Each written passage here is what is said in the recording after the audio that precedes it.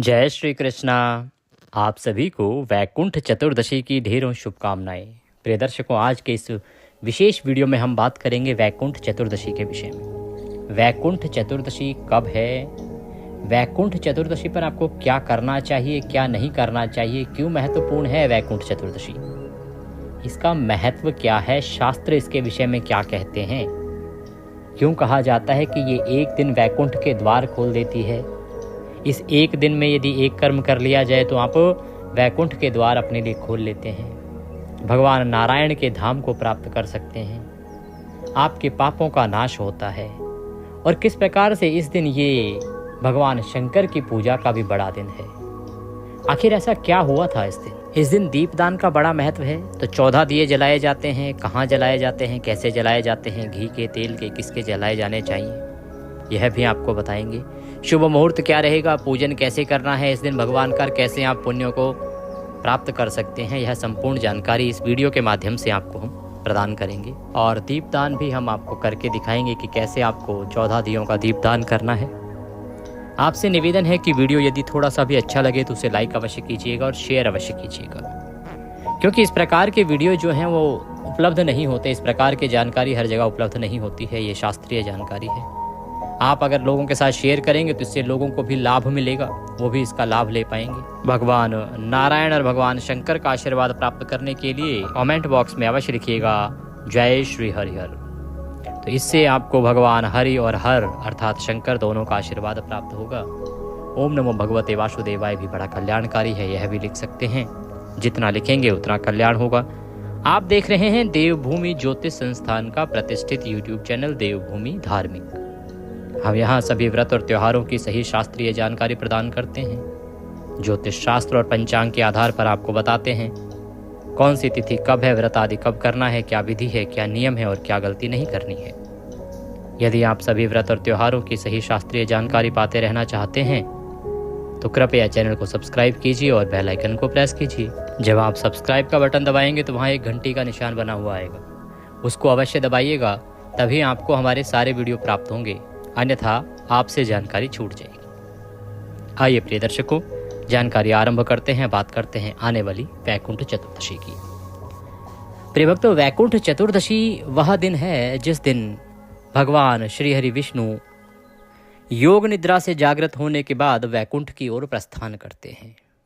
ये इस प्रकार से चलता है कि जो कार्तिक मास की शुक्ल पक्ष की एकादशी, जिसको हम देवउठनी एकादशी कहते हैं, जो 2 तारीख को थी, उस दिन हम भगवान को उठाते हैं, भगवान को जागृत करते हैं। भगवान नारायण जो 4 महीने से योग निद्रा में थे, शयन में थे, जिनको हमने आषाढ़ मास में सुलाया था देवशयनी पे, उनको अब हम विधि विधान से जागृत करते हैं, भगवान जागृत होते हैं। द्वादशी के दिन पूर्ण रूप से वो जागृत हो चुके होते हैं, फिर वो देवताओं से पूजित होते हैं, देवताओं द्वारा पूजे जाते हैं, फिर वो देवताओं को आशीर्वाद देते हैं। तदुपरांत उनकी भेंट होती है भगवान शंकर से।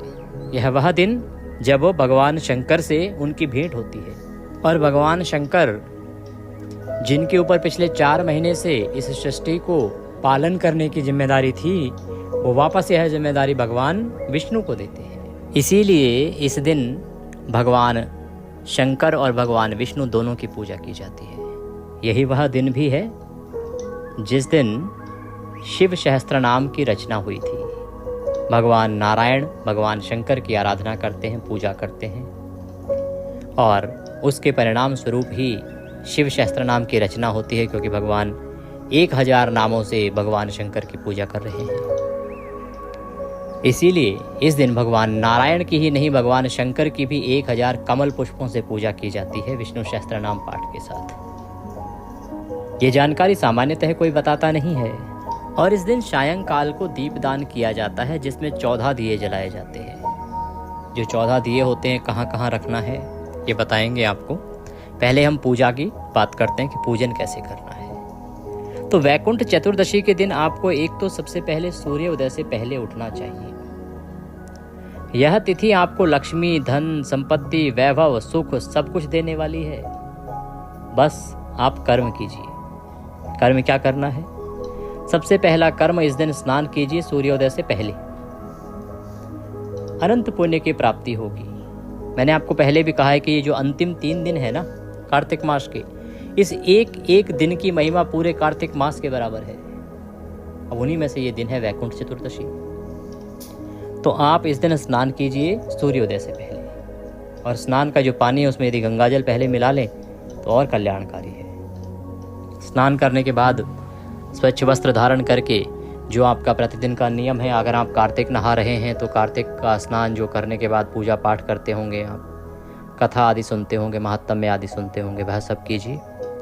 उस सब से निवृत्त होने के बाद भगवान नारायण और भगवान शंकर का आज के दिन आप पूजन करेंगे। मंदिर जा सकते हैं शिवालय में पूजन के लिए, अन्यथा दोनों को घर पर ही स्थापित कीजिए। चौकी पर चौकी लगाइए, भगवान विष्णु को भी विराजमान कीजिए और भगवान शंकर को भी विराजमान कीजिए और दोनों का पूजन कीजिए। पंचोपचार से पूजन करेंगे। अधिक सामग्री मैं आपको बताऊंगा नहीं, जो हम सबके घर में होती है सामग्री, केवल आप उसी से पूजन कीजिए। उसमें रौली मौली, धूप दीप, पान सुपारी हो तो ले लेना, नहीं हो तो कोई बात नहीं, धूप दीप और नैवेद्य भोग, बस इतना सा सामान जो सबके घर में होता है। एक चौकी जिस पर आप भगवान को विराजमान करेंगे, अन्यथा आपके मंदिर में तो भगवान पहले से विराजमान है ही। ये सारा सामान एकत्र कीजिए। चौकी लगा रहे हैं तो चौकी एकत्र कीजिए। एक लोटे में जल लीजिए, पहले उसमें गंगा जल भरिए, फिर शुद्ध जल भरिए और आसन लगा के बैठ जाइए। भगवान की स्थापना कीजिए। चौकी पर पीला या लाल वस्त्र बिछाइए। भगवान नारायण की स्थापना कीजिए, भगवान शंकर की स्थापना कीजिए। उनके सामने घी का दिया रखिए और धूप रखिए। घी का दिया है तो सीधे हाथ की ओर रखेंगे और तेल का दिया है तो उल्टे हाथ की ओर रखेंगे और उसके विपरीत दिशा में धूप रख देंगे। भगवान का पूजन आरंभ करेंगे। पुष्प ले लीजिए। फूल के माध्यम से पहले उस स्थान और सामग्री को शुद्ध कीजिए जो भगवान को अर्पित करने वाले हैं। तो लोटे में जो जल लिया है उस जल के छींटे दीजिए फूल से सभी सामग्री पर और स्थान पर। ओम पवित्र हो पवित्रवांग सर्वांग वस्तांग तो पीवाम यह स्मरेत पुंडरीकाक्षम सभायंतरः शुचिः ओम। इस प्रकार से आपने स्थान को शुद्ध किया, पवित्र किया। शुद्ध पवित्र करने के बाद अब अपने आप को पवित्र कीजिए। अपने सीधे हाथ पे जल लीजिए और हाथ धो लीजिए। हस्तो प्रक्षालनम, हाथ धो के धूप को जलाइए और दीप को जलाइए। धूप और दीपक को प्रज्वलित कीजिए। सीधे हाथ में जल लीजिए, अक्षत लीजिए, पुष्प है तो पुष्प लीजिए। दक्षिणा के रूप में 1 रुपये का सिक्का कम से कम रखिए और संकल्प कीजिए ओम विष्णु और विष्णु और विष्णु 3 बार बोलिए। अपना नाम, अपना गोत्र, जिस स्थान पर बैठकर संकल्प कर रहे हैं वहाँ का मकान नंबर, क्षेत्र का नाम, शहर का नाम, कार्तिक मासे चतुर्दश्यायाम पुण्यतिथियों, आयु आरोग्यता प्राप्त्यार्थाय, सुख संपत्ति प्राप्त्यार्थाय, भगवान विष्णु भगवान शंकर प्रसन्नार्थाय, वैकुंठ चतुर्दशी पुण्य प्राप्तार्थाय, भगवान विष्णु भगवान शंकर पूजन संकल्पम संकरिष्ये। बोलिए सौ श्री विष्णु शरणौ शरणम प्रपद्ये। संकल्प छोड़ दीजिए भगवान के चरणों में। पंचोपचार से पूजन करेंगे तो सबसे पहले भगवान को स्नान कराएंगे, शुद्ध जल से स्नान कराएंगे। आप पुष्प के माध्यम से भगवान को जल के छींटे दीजिए या उनके सामने कोई पात्र रख दीजिए, कटोरी आदि, उसमें जल अर्पित कीजिएगा। ओम भूर्भुवः श्री नारायणाय नमः विष्णवे नमः। वैकुंठ चतुर्दशी पूजन अंतर्गते श्री हरि विष्णु स्नान निमित्तार्थाय जलम समर्पयामि। जल अर्पित कीजिए स्नान के लिए। पंचामृत बना लीजिए कच्चा दूध, दही, घी, शहद और शक्कर से। पंचामृत को फूल पर लगा लीजिए और भगवान को अर्पित कीजिए, और अगर प्रतिमा है तो स्नान कराइए पंचामृत से। ओम भूर्भुवः श्री नारायणाय नमः पंचामृतम समर्पयामि। शुद्ध्योदक स्नानम कुरुः, शुद्ध जल से स्नान कीजिए। ओम भूर्भुवः श्री नारायणाय नमः शुद्ध्योदक स्नान निमित्तार्थाय शुद्ध जलम समर्पयामि। शुद्ध जल से स्नान कराइए भगवान नारायण को। भगवान को वस्त्र अर्पित करेंगे। अब मौली का एक टुकड़ा लीजिए और वस्त्र के रूप में अर्पित कीजिए। ओम वस्त्रम समर्पयामि। वस्त्र के बाद तिलक लगाइए भगवान को। तिलकम तिलकांते अक्षतम पान्तुः, अक्षत लगाइए भगवान को। पुष्पाणि पान्तुः, पुष्प अर्पित कीजिए। पुष्पाणि पान्तु माल्यार्पणम कुरुः, माला है तो माला पहनाइए। धूप दीप दर्शनम, धूप दिखाइए भगवान को और दीप दिखाइए भगवान को। मुख मोजनार्थम नैवेद्यम समर्पयामि, नैवेद्य अर्पित कीजिए। फल है तो फल ले लीजिए, वह अर्पित कीजिए। मिठाई है तो मिठाई अर्पित कीजिए, अन्यथा मिश्री लीजिए, वो अर्पित कर दीजिए। नैवेद्यम समर्पयामि जलाचमनिम कुरुः, जल के छींटे दीजिए, आप जल पिला रहे हैं भगवान को। शुभ दक्षिणायाम शुभदो वरदो भवः, जो भी दक्षिणा अर्पित करना चाहते हैं वह दक्षिणा चढ़ाइए और हाथ जोड़ के नमस्कार कीजिए। भगवान शंकर का इसी प्रकार से पूजन करेंगे। भगवान को सबसे पहले स्नान कराएंगे। ओम भूर्भुवः शिव शंकराय नमः। वैकुंठ चतुर्दशी पूजन अंतर्गते भगवान शंकर निमित्तार्थाय स्नान निमित्तार्थाय जलम समर्पयामि, स्नान के लिए जल अर्पित कीजिए। पंचामृतम समर्पयामि, पंचामृत अर्पित कीजिए, फूल पर लगा के पंचामृत अर्पित कीजिए भगवान शंकर को। पंचामृतम समर्पयामि शुद्ध्योदक स्नानम कुरुः, शुद्ध्योदक स्नान कराइए। शुद्ध जल से स्नान, एक बार फिर से शुद्ध जल से छींटे दीजिए या चम्मच से जल अर्पित कीजिए।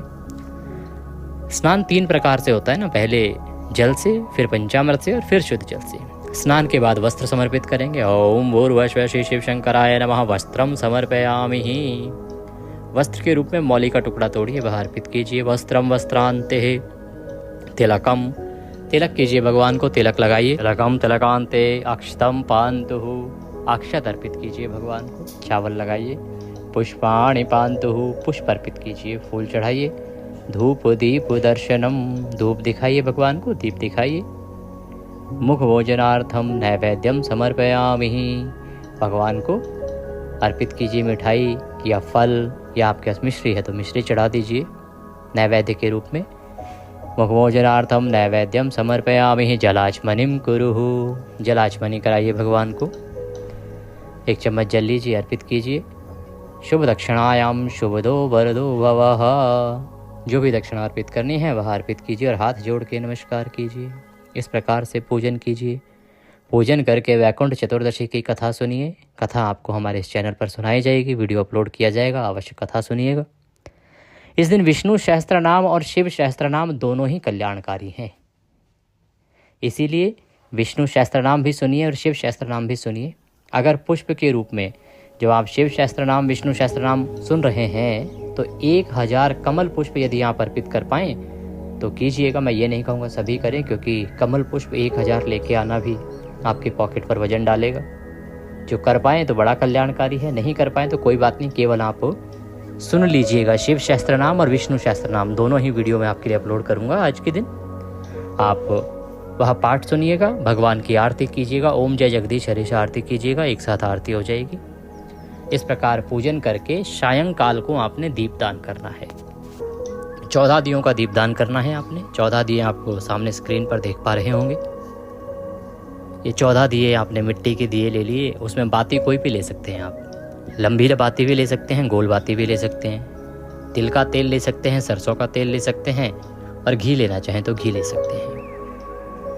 इस प्रकार 14 दिए आपने लेने हैं, उनको तिलक कर लीजिएगा। तिलक करके अक्षत अर्पित कीजिएगा, फूल अर्पित कीजिएगा, अपने हाथ में जल लीजिएगा और उन 14 दियों के चारों तरफ घुमा के मेनस दीजिएगा।